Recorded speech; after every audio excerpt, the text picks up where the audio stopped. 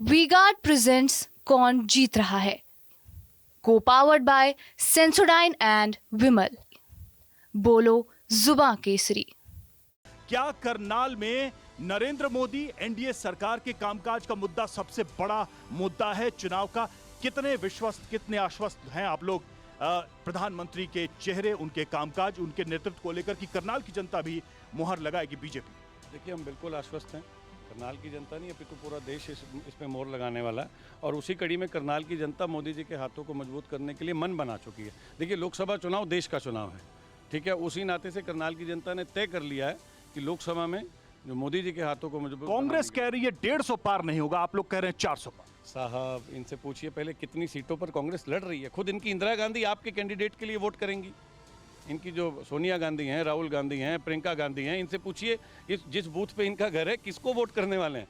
साहब, इनसे पूछिए टोटल कितनी पार्टी। तो लड़ तो साथ ही रहे हैं साहब, पता लगेगा। कांग्रेस का इतिहास उठाकर देख लीजिए। गठबंधन की सरकार बनवाने में, गिराने में कांग्रेस की जो पिछली भूमिकाएं रही हैं, जनता जानती है। जनता दोबारा देश पर चुनाव नहीं थोपना चाहती। स्थिर सरकार के लिए जनता भाजपा के साथ चलने वाली है। आप कह रहे हैं स्थिर सरकार के लिए जनता भाजपा के साथ चलने वाली है। एक एक करके आपके संकल्प पत्र के जितने भी वादे थे उस पर बीजेपी ने प्रहार किया और उस पर तो बहुत सारे इल्जाम भी लगाए। यह भी कह दिया गया कि इस पर तो जिन्ना की छाप। देखिए, इनके पास कोई भी बोलने के लिए कुछ था नहीं, तो इसलिए कुछ ना कुछ कभी इनके भैंस आ जाती है, कभी मंगलसूत्र आ जाती है। इससे ये दिख रहा है कि ये कितनी बुखलाए हुए हैं। इनका नारा है कि 400 पार लाएंगे। आप गांव में देखते होंगे 400 के रेट में कुर्सी बेचने वाले आते हैं और 100-150 तक रुक जाता है कि 100-150 में ले लो। तो इन्होंने ये प्रोपेगेंडा इसलिए फैलाया हुआ है कि ताकि 100-150 तक तो रुकी जाए। इसके अलावा इनकी कहीं हवा नहीं है। गाँव में जाके देखिए, इन्होंने दिल्ली बॉर्डर पर रोका किसानों को। आज गाँव में लेकिन एक चीज जो है मैं कहूँगा कि इंडिया गठबंधन का हाल कुछ अलग क्यों नजर आता है हर राज्य में? देखिए, कहीं पे वो साथ लड़ रहे, कहीं एक दूसरे के खिलाफ लड़ रहे। यहाँ करनाल में भी मुझे ये देखने को मिला, सुनने को मिला कि भाई जो एनसीपी आपके साथ और जगहों पर महाराष्ट्र में, यहाँ अलग है, वो अलग रास्ता पकड़े हुए। देखिए, ये चीजें तो इन भाजपा का तो काम है झूठ बोलना। ये तो सच है, लेकिन इस तरह की करनाल में सच है अफवाहें फैलाना वो हमारी स्ट्रेटजी भी हो सकती है। अच्छा, आम पंजाब में भी स्ट्रेटजी है आम आदमी पार्टी के खिलाफ, क्योंकि वहाँ पे भाजपा का सुपड़ा दिल्ली में साफ, साथ लड़ रहे। वहाँ पे भाजपा का सुपड़ा साफ है। उनकी 0 सीट आ रही है, तो लोगों को विकल्प तो देना। इनकी तरह सूरत में तो कुल मिला के भाजपा को रोकना है, इसलिए आप चुनाव लड़ रहे हैं और कोई टारगेट नहीं है। भाजपा ने पूरे प्रदेश की, पूरे हमारे हरियाणा प्रदेश को, जिस प्रदेश पे 70,000 का कर्जा होता था, 70,000 करोड़ का, आज 4 लाख करोड़ का कर्जा इन्होंने कर दिया है।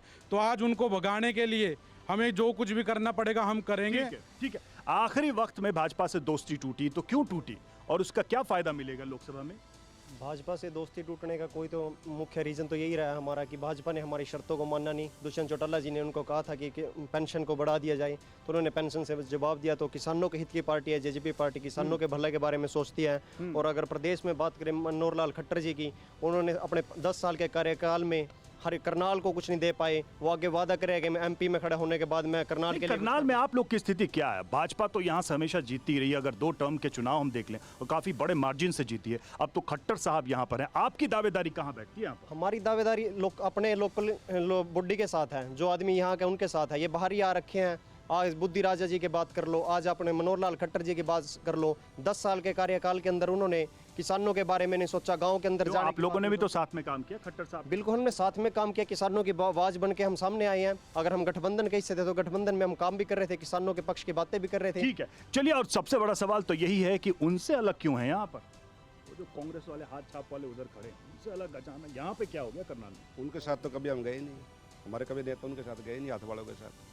ये एनसीपी वालों के साथ चले गए, कांग्रेस से परहेज। एनसीपी वाली अलग पार्टी है, वो अलग पार्टी है। वो इंडिया गठबंधन का हिस्सा है, वो कहते हैं। वो बेशक रहे, इंडिया गठबंधन का कैंडिडेट यहाँ पर कांग्रेस की सीट पर आना चाहता था, लेकिन भूपेंद्र सिंह हुड्डा ने उसको रुकवाने का काम किया। देखिए, हमारी पार्टी के नेता अभय सिंह चौटाला जी ने जुबान की थी कि इस बार हम रोड बिरादरी का साथ देंगे। अच्छा जी, रोड बिरादरी कैंडिडेट यहाँ पे लोकसभा का चुनाव है या किसी बिरादरी का चुनाव है? ये लोकसभा का चुनाव है, लेकिन यहाँ राष्ट्रीय मुद्दे होंगे, स्थानीय मुद्दे नहीं, राष्ट्रीय मुद्दे, स्थानीय मुद्दे ज्यादा होंगे हमारे पास। आपको क्या लगता है कौन सा बड़ा मुद्दा आपके पक्ष में? क्योंकि करनाल की हमेशा अनदेखी हुई है।